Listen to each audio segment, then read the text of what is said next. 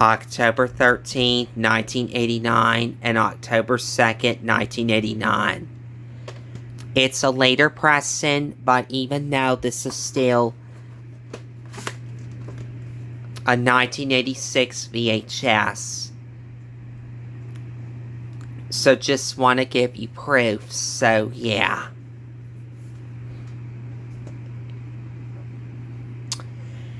And I know there's another copy of the 1986 VHS that has the low pitch black screen of death at the end. But my copy has the very long black screen at the end for my copy for right now. Until I get another copy that has the low pitch black screen of death at the end. As soon as I can, right after I get my own place in an apartment. So, yeah.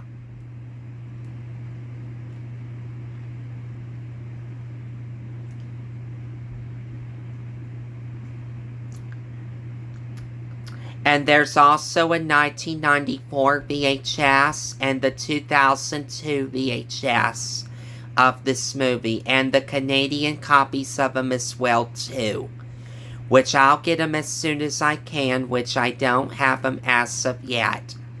But even though I'm still taking a break from buying more stuff until further notice, and not break any more promises and stuff like that. So I just want to give you guys proof on that, so, yeah.